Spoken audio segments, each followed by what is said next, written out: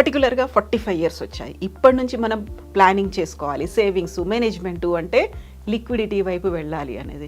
ఎందుకంత 45 అంటే లిక్విడిటీ అనేది? So generally most people career around 25 అప్పుడు స్టార్ట్ చేస్తూ ఉంటారు. కెరియర్ స్టార్ట్ చేసినప్పుడు ఏంటంటే ఇన్కమ్ తక్కువగానే ఉంటుంది. ఇక 30s వచ్చినప్పుడు వాళ్ళు ఇన్వెస్ట్మెంట్ వైపు ఆలోచిస్తారు. అప్పుడు ఫస్ట్ గుర్తొచ్చేది ఏంటంటే రియల్ ఎస్టేట్. అప్పుడు ఇంకా నెక్స్ట్ 10 ఇయర్స్ 15 ఇయర్స్ మోస్ట్లీ వాళ్ళ ఇన్వెస్ట్మెంట్స్ అన్ని రియల్ ఎస్టేట్ ఓరియంటెడ్ గా ఉంటాయి. Can be either house or it can be land or it can be plot. 1 lakh per year అలా లాక్ అయిపోతూ ఉంటారు. అందుకనే మోస్ట్లీ లిక్విడిటీ వైపు 45 దాటిన తర్వాత మనం పెట్టుకోవాల్సి వస్తుంది. ఎంత పర్సెంటేజ్, ఎలా దాన్ని క్యాలిక్యులేట్ చేసి పెట్టుకోవాలంటారు? మేనేజ్మెంట్ అనేది ఎలా ఉండాలి అప్పుడు? 45కి వచ్చేసరికి అట్లీస్ట్ 30% ఆఫ్ ది అసెట్స్ అనేవి మనం లిక్విడిటీ వైపు మూవ్ చేసుకోవాలి. అంటే లిక్విడిటీ అనగానే చాలా మంది ఏం చేస్తారంటే గోల్డ్ పెడతారు. బట్ గోల్డ్ ఒక్కటే కాదు, మనం బ్యాంక్ డిపాజిట్స్ పెట్టుకోవాలి, equity oriented stocks or mutual funds పెట్టుకోవాలి. ఇలా ఒక్క అసెట్ క్లాస్ మీదే కాకుండా 3-4 అసెట్స్లో డైవర్సిఫై చేసుకోవాలి. నమస్తే, నేను Kavitha. Welcome to iDream. 45 years వచ్చిన తర్వాత ఇన్వెస్ట్మెంట్ పరంగా తీసుకోవాల్సినటువంటి చర్యలు, జాగ్రత్తలు ఏంటి? అందులో మోస్ట్ ఇంపార్టెంట్ థింగ్ లిక్విడిటీ వైపు ఎందుకని ఆలోచించాల్సినటువంటి అవసరం ఉంది. మనతో పాటుగా ఉన్నారు ఫైనాన్షియల్ ఎక్స్పర్ట్ సాయిరామ్ గారు. సాయిరామ్ గారు, నమస్కారం అండి. నమస్తే మేడం. సో యూజువల్గా మనం ఏదైనా ఇన్వెస్ట్మెంట్లు ప్లాన్ చేసుకోవాలి అనుకుంటే ఏజ్ వైజ్గా చూసుకోవాలి అనుకుంటాం. పర్టికులర్గా 45 ఇయర్స్ వచ్చాయి. ఇప్పటి నుంచి మనం ప్లానింగ్ చేసుకోవాలి, సేవింగ్స్, మేనేజ్మెంట్ అంటే లిక్విడిటీ వైపు వెళ్ళాలి అనేది. ఎందుకంత 45 అంటే లిక్విడిటీ అనేది? So generally most people career around 25 అప్పుడు స్టార్ట్ చేస్తూ ఉంటారు. కెరియర్ స్టార్ట్ చేసినప్పుడు ఏంటంటే ఇన్కమ్ తక్కువగానే ఉంటుంది. సో అప్పుడు ఏంటంటే పెద్దగా సేవింగ్స్ స్కోప్ ఉండదు. ఒక 5 ఇయర్స్ అలా అయ్యేసరికి కొంచెం ఇన్కమ్ అనేది స్టెబిలైజ్ అవుతుంది. ఈ లోపల ఏంటంటే వాళ్ళకి ఏమైనా చిన్న లోన్స్ ఇవన్నీ ఉంటే కనుక తీర్చేసుకుంటారు. ఇక 30s వచ్చినప్పుడు వాళ్ళు ఇన్వెస్ట్మెంట్ వైపు ఆలోచిస్తారు. అప్పుడు ఫస్ట్ గుర్తొచ్చేది ఏంటంటే రియల్ ఎస్టేట్. ఎందుకంటే వాళ్ళు ఉన్న పొజిషన్ అలాంటిది కావచ్చు. చాలామందికి ఏంటంటే మనకి తెలుగు స్టేట్స్లో వాళ్ళకి రియల్ ఎస్టేట్ అసెట్ అనేది చాలా తక్కువ ఉంటుంది. సో అప్పుడు ఏంటంటే వాళ్ళు ఇంకా రియల్ ఎస్టేట్ వైపు ఎక్కువగా మొగ్గు చూపిస్తారు. అప్పుడు ఇంకా నెక్స్ట్ 10 ఇయర్స్ 15 ఇయర్స్ మోస్ట్లీ వాళ్ళ ఇన్వెస్ట్మెంట్స్ అన్ని రియల్ ఎస్టేట్ ఓరియంటెడ్గా ఉంటాయి. It can be either house or it can be land or it can be plot. ఏదైనా కానీ చూడండి, ఈ రియల్ ఎస్టేట్ వాటి వైపు ఎక్కువగా పెడుతూ ఉంటారు. లేదు ఒకవేళ ఫినాన్షియల్గా ఆల్టర్నేటివ్ చూద్దామంటే కనుక కరెక్ట్గా అప్పుడే ఇంటి పక్కన ఉండే ఒక ఎల్ఐసి అంకుల్ వస్తాడు. This is a good policy, మంచిది తీసుకో అని సజెస్ట్ చేస్తాడు. అక్కడ ఇంకా వాళ్ళు 1 lakh per ఇయర్ అలా లాక్ అయిపోతూ ఉంటారు. సో ఈ లోపల ఏమవుతుందంటే ఒక 45 ఇయర్స్ వచ్చేస్తాయి. ఇంకా అప్పుడు వాళ్ళు రియలైజ్ అవుతారు. అప్పుడు ఏంటంటే 45 ఇయర్స్ వచ్చేసరికి కిడ్స్ కూడా ఆల్రెడీ 2 కిడ్స్ ఉంటే కనుక వాళ్ళు మోస్ట్లీ 10th క్లాస్ ఒకళ్ళకన్నా అయిపోయే టైం ఉంటుంది. సో ఇంటర్మీడియట్కి ఏంటి? సో ఈ రోజుల్లో హైదరాబాద్, విజయవాడ, విశాఖపట్నం, తిరుపతి ఇలాంటి సిటీస్లో నేను గమనించింది ఏంటంటే మీరు మంచి వాటిల్లో కనుక ఐఐటిఆర్ మెడిసిన్ కోసం ప్రిపరేషన్ కోసం పెడితే కనుక ఈజీగా 5 lakhs పెట్టాలి మేడం. అప్పుడు దాకా 1 lakh per ఇయర్ లేదా 1.5 lakh per ఇయర్ పెట్టిన వాళ్ళు ఒకేసారి 5 lakhs పెట్టాలంటే కొంచెం కష్టపడాల్సి వస్తుంది. సో అప్పుడు ఏంటంటే మెజారిటీ ఆఫ్ ది పోర్షన్ వాళ్ళ ఎడ్యుకేషన్ కోసం వెళ్తుంది. ఇంటర్మీడియటే 5 lakhs ఉంటే ఇంకా గ్రాడ్యుయేషన్కి వెళ్ళేసరికి ఒకవేళ సీట్ కొనాల్సి వస్తే ఇంకెంత అవుతుంది? సో గ్రాడ్యుయేషన్కి అయితే కనీసం ఒక్కొక్కరికి 20-25 lakhs అయితే ఈజీగా అవుతుంది. అదే ఎంబీబీఎస్ అయితే ఇంకెక్కువ ఉంటుంది, దానికి 5 times ఉండొచ్చు. సో ఒక 40-50 lakhs ఈజీగా అయిపోతుంది. నెక్స్ట్ ఒక 3-4 ఇయర్స్ గ్యాప్ వచ్చేసరికి మళ్ళీ వాళ్ళ మ్యారేజెస్ వస్తాయి. ఒకవేళ వాళ్ళు ఈ మధ్యలో కనుక మాస్టర్స్ వెళ్ళాలనుకున్నారు, అప్పుడు ఒక్కొక్కరికే 50 lakhs అవ్వచ్చు. సో మీరు కనుక చూసుకుంటే కనుక 45 ఏజ్ తర్వాత హెవీగా కాస్ట్ అవుతూ ఉంటుంది వాళ్ళకి. పిల్లల ఎడ్యుకేషన్ కానీ ఫ్యూచర్ కానీ చెప్పి, అంటే పిల్లలు కూడా ఎదుగుతుండటం వల్ల వాళ్ళ కాస్ట్ కూడా పెరిగిపోతుంది. అంతకుముందు వరకు అయితే కనుక మనమే కంట్రోల్ చేసేవాళ్ళం స్పెండింగ్స్ అన్ని. ఇక తర్వాత వాళ్ళు ఇండిపెండెంట్గా అవటం మొదలెడతారు కాబట్టి వాళ్ళ కాస్ట్ కూడా మనం కంట్రోల్ చేయలేని స్టేజ్ వైపు వెళ్తూ ఉంటుంది. అండ్ 50sలోకి వెళ్ళారనుకోండి, బాడీ నార్మల్గా యూజువల్ మెయింటెనెన్స్ కింద హెల్త్ చెకప్స్ అండ్ ఏమైనా చిన్న రిపేర్స్ వస్తే బాడీకి మెడిసిన్ కాస్ట్ కూడా కొంచెం అలానే ఉంటుంది. కొంచెం అన్ఎక్స్పెక్టెడ్గా సడన్గా వచ్చే ఇష్యూస్. సడన్గా కూడా కాదు మేడం. నేను ఈ మధ్య ఒక ఇంటర్వ్యూ చూశాను చిరంజీవి గారి. So he's generally fit. ఆయన నార్మల్ హెల్త్ చెకప్స్కి వెళ్తే సో వాళ్ళ డాక్టర్ అంటే కొలనోస్కోపీ చేయించుకోమన్నారంట. సో అక్కడ కాలన్ దగ్గర పాలిప్స్ ఉన్నాయంట. దెన్ సర్జరీకి వెళ్ళాలని చెప్పారు. So being a healthy person వాళ్ళకే వచ్చింది. అంటే ఇదేంటంటే ఏజ్ రిలేటెడ్గా వస్తూ ఉంటాయి. నార్మల్ కెటరాక్ట్ కానీ, నీ రీప్లేస్మెంట్ కానీ, లేదా ఇంటర్నల్ చిన్న ఇష్యూస్ కానీ, డైజెస్టివ్ ఇష్యూస్ కానీ ఇవన్నీ కామన్గా వస్తుంటాయి ఈ రోజున్న లైఫ్ స్టైల్కి వీటన్నిటికీ. సో అవి ఏంటంటే కనీసం 4-5 lakhs అయిపోతూ ఉంటాయి. సో అప్పుడు కనుక మనం ఇల్లిక్విడ్ అసెట్స్ వైపు ఉంటే మనకేంటంటే ఏదైనా కాంప్రమైజ్ అన్నా అవ్వాల్సి వస్తుంది, మ్మ్. లేదా ఆ రోజు అప్పుల పాలైనా అవ్వాల్సి వస్తుంది. సో ఇమాజిన్ సిచ్యువేషన్, మనం రేపు కిడ్స్ మాస్టర్స్కి వెళ్ళాలి, ఒక 40-50 ల్యాక్స్ చూపించాలి. అప్పుడు మొత్తం మనం అకౌంట్లో లేకుండా ల్యాండ్లో ఉంటే అది అమ్ముడు పోవాల్సి వస్తే ఎంత కష్టపడాలి. ఒకవేళ టైంకి అందలేకపోతే మనీ కాంప్రమైజ్ అవ్వాల్సి వస్తుంది, లేదా లోన్ మీద చదివించాల్సి వస్తుంది. అంటే ఇదంతా ఓకే, ఎవరో ఒకరిని అడిగైనా లేదా అప్పు తీసుకునైనా మనం హ్యాండిల్ చేయొచ్చు. కానీ 60s వైపు వెళ్ళేటప్పుడు ఏమవుతుందంటే మనం ఇక రిటైర్ అయిపోతాం. రిటైర్ అయినప్పుడు ఇంకా ఆఫీస్లో మంచి సన్మానం చేస్తారు, సార్ ఇక రేపు నుంచి మీరు రావక్కర్లేదని చెప్తారు. బట్ ఖర్చులు ఏమన్నా మానకుంటాయా? సో ఖర్చులు అనేవి పెరుగుతూనే ఉంటాయి. సో దానికి మనం ప్లాన్ చేసుకోవాలి. ఈ ప్లానింగ్ అంతా ఏమవుతుందంటే లిక్విడిటీ వైపు మూవ్ చేసి వస్తుంది. And most of the people ఏంటంటే వాళ్ళ 30sలో ఉన్నంత అగ్రెసివ్గా 50sలో ఉండరు. వాళ్ళు ఏంటంటే సేఫ్టీ వైపు ఆలోచిస్తూ ఉంటారు. సో అందుకనే మనం 45 ఆ ఏజ్లో ఉన్నప్పుడు దట్ ఈస్ ద మోస్ట్ ఇక చివరి అవకాశంగా చెప్పుకోవచ్చు. వాళ్ళ ఫ్యూచర్ రిటైర్మెంట్ ప్లానింగ్ కానీ, కిడ్స్ మ్యారేజెస్కి కానీ లిక్విడిటీని ఇన్ హ్యాండ్ పెట్టుకోవడానికి. ఇప్పుడే పెట్టుకోకపోతే ఏమవుతుందంటే రేపు ఫ్యూచర్లో ఇంకాస్త కాస్ట్లీగా మారిపోతూ ఉంటుంది.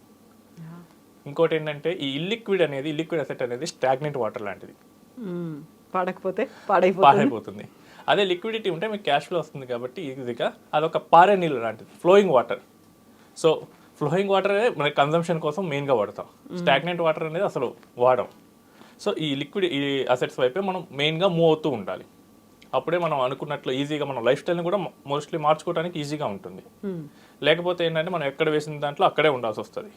I have seen many people who have assets క్రోర్స్లో ఉంటాయి, బట్ వాటి నుంచి క్యాష్ ఫ్లో రాదు. అప్పటికప్పుడు కావాలంటే అప్పటికప్పుడు కావాలన్నా కుదరదు. ఈవెన్ అసలు క్యాష్ ఫ్లో కూడా రాదు మేడం. ఏంటంటే ప్లానింగ్ కూడా ఎలా చేస్తారంటే ఎప్పుడో 40 years 50 years తర్వాత వాటి వాల్యూ పెరుగుద్ది అనుకొని పెడుతుంటారు. దానికన్నా మీకు ఇయర్లీ ఎంతో కొంత వచ్చే వాటిలో పెడితే అది మన లైఫ్ స్టైల్ ఇంప్రూవ్మెంట్ చేసుకోవడానికి వాడుకోవచ్చు.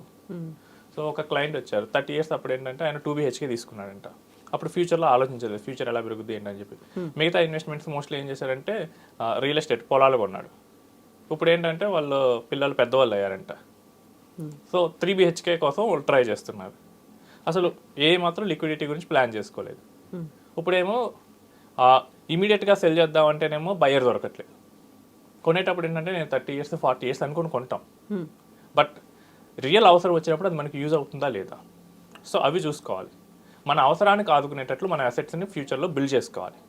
అలా బిల్డ్ చేసుకోవాలంటే కొంత పోర్షన్ మాత్రమే ఈ లిక్విడ్ వాటిల్లో పెట్టుకోవాలి, మిగతాదంతా మోస్ట్లీ మనం లిక్విడిటీ వైపు ఉంచుకోవాలి. అప్పుడే మనకి ఫ్యూచర్లో యూజ్ అవుతూ ఉంటుంది. అలా కాకపోతే మనకి ఎఫెక్ట్ అయినప్పుడు వేరే వాళ్ళ దయాదాక్షిణ్యాల మీద మనం ఆధారపడాల్సి వస్తుంది. అందుకనే మోస్ట్లీ లిక్విడిటీ వైపు 45 దాటిన తర్వాత మనం పెట్టుకోవాల్సి వస్తుంది. ఎంత పర్సెంటేజ్, ఎలా దాన్ని క్యాలిక్యులేట్ చేసి పెట్టుకోవాలంటారు? మేనేజ్మెంట్ అనేది ఎలా ఉండాలి అప్పుడు? సో మేనేజ్మెంట్కి వచ్చేసరికి ఏంటంటే మనం 45కి వచ్చేసరికి అట్లీస్ట్ 30% ఆఫ్ ది అసెట్స్ అనేవి మనం లిక్విడిటీ వైపు మూవ్ చేసుకోవాలి. అంటే లిక్విడిటీ అనగానే చాలామంది ఏం చేస్తారంటే గోల్డ్ పెడతారు, బట్ గోల్డ్ ఒక్కటే కాదు, మనం బ్యాంక్ డిపాజిట్స్ పెట్టుకోవాలి, మనం equity oriented stocks or mutual funds పెట్టుకోవాలి. ఇలా ఒక్క అసెట్ క్లాస్ మీదే కాకుండా 3-4 అసెట్స్లో డైవర్సిఫై చేసుకోవాలి. ఒక దాంట్లోనే పెట్టుకుంటే ఏమైందంటే రేపు గోల్డ్ పడిపోతే పడదని వాదించే వాళ్ళు కూడా ఉంటారు. But gold is purely demand and supply మీద ఆధారపడే గ్లోబల్ అసెట్. రేపు ఒకవేళ యుఎస్ మార్కెట్ బాగా పనిచేస్తుంది అంటే కనుక అన్ని ఇన్వెస్ట్మెంట్స్ మొత్తం యుఎస్ మార్కెట్ వైపు వెళ్తే అప్పుడు గోల్డ్ తగ్గిపోయే ఛాన్స్ ఉంది. సో మనం అన్నిటి వైపు 3-4 వైపు మన ఇన్వెస్ట్మెంట్ అనేది పడిపోకుండా మనం ప్లాన్ చేసుకోవాలి. అండ్ ద మూమెంట్ మనం రిటైర్మెంట్ వైపు వెళ్తున్నాం అనుకోండి, అట్లీస్ట్ 40-45% మనం అసెట్స్ని లిక్విడ్ వాటిలో ఉంచుకోవాలి. బ్యాంక్ డిపాజిట్స్, గోల్డ్ కూడా కాదు ఇక్కడ, bank deposits and equity oriented things, ఈ రెండింటిలోనే మెయిన్గా ఉంచుకోవాలి. ఎంత మనం ఇల్లిక్విడ్ రియల్ ఎస్టేట్ ఉంచుకున్నా కానీ అది పిల్లలకే వెళ్తుందని అందరికీ తెలుసు. దాని నుంచి మనం ఏమీ బెనిఫిట్స్ పొందలేము. మన లైఫ్ స్టైల్ మనం మెయింటైన్ చేసుకోవాలంటే ఆ టైంలో మనకి మంత్లీ క్యాష్ ఫ్లో వచ్చేటట్టు లిక్విడిటీని ఉంచుకోవాలి. ఇది రెంట్ వచ్చే అసెట్ కానీ, లేకపోతే బ్యాంక్లో FDs కానీ, లేదా మ్యూచువల్ ఫండ్స్లో పెట్టుకొని SWP ప్లానింగ్ కానీ, ఇలాంటి వాటి వైపు వెళ్ళాల్సి వస్తుంది. ఒక 50-55% రియల్ ఎస్టేట్లో ఉన్న ప్రాబ్లం లేదు, బట్ 80%, 90%, 95% ఇలా ఉంచుకుంటేనే ప్రాబ్లం అవుతుంది. నేను ఒక ఫ్యామిలీని చూశాను మేడం మొన్న, 98% రియల్ ఎస్టేట్లో ఉంది. ఉన్నాయన్నీ ల్యాండ్స్, ప్లాట్స్, హౌస్. సెక్యూర్డ్గా ఉంటుంది అని ఒక ఫీల్ ఉంటుంది కదా, రోజు రోజు రేట్లు పెరిగిపోతున్నాయి కాబట్టి పనికొస్తుంది అని. ఆ రేట్లు కూడా ఏంటంటే వాళ్ళు 20 years బ్యాక్ ఉన్న రేట్స్తో కంపేర్ చేస్తూ ఉంటారు. అప్పుడు కొన్నా ఇప్పుడు చాలా ఎక్కువ ఉంది, సో నెక్స్ట్ 20 years కూడా చాలా బాగుంటుంది ఆ ఫీలింగ్లోనే ఇన్వెస్ట్ చేశాడంట. బట్ ఆయన అవసరాలు ఏంటంటే డైనమిక్గా మారిపోతున్నాయి, దానికి తగ్గట్టు ఏంటి అది మిస్ అయ్యాడు. సో ఇలా చాలామంది చేస్తూ ఉంటారు. కాబట్టి నెక్స్ట్ 5 yearsకి, నెక్స్ట్ 10 yearsకి మనకి ఏంటి అవసరం దాన్ని దృష్టిలో పెట్టుకొని మన ఇన్వెస్ట్మెంట్స్ కనుక ప్లాన్ చేసుకుంటే బాగుంటుంది. లేకపోతే కనుక ఆ టైంలో ఇబ్బంది పడతాం. సో ఇప్పుడు మీరు చెప్పినట్టుగా 98% అనేది యాక్చువల్గా మీరు ఒక 35 to 40% అంటే దాన్ని ప్లానింగ్ అనేది చేసుకోవాలి. మిగతా 60% అనేది ఎక్కడ పెట్టాలి, ఏం చేయాలి అనేది కూడా ఉంటుంది కదా. అది ఎంత చెప్పినా వాళ్ళు రియల్ ఎస్టేట్లో ఆల్రెడీ పెట్టేసి ఉంటారు. మనం ఇప్పుడు వరకు రియల్ ఎస్టేట్లో పెట్టిన దాన్ని మనం ఏం మార్చక్కర్లేదు, అది ఆటోమేటిక్గా గ్రో అవుతుంది. అట్లీస్ట్ 10% వాల్యూతో అయినా గ్రో అవుతుంటుంది. ఇప్పుడు ఒక 2 crores ప్రాపర్టీస్ ఉన్నాయి, ప్లాట్స్, హౌస్ ఇవన్నీ కలిపి ఉన్నాం. మనం ఏం చేయకుండా అన్నా కానీ అది 7 yearsలో డబుల్ అయిపోతుంది, 4 crores అవుతుంది. సో ఒక గీతను చిన్నది చేయాలంటే ఏం చేయాలి, దానికన్నా పెద్ద గీత గీయాలి.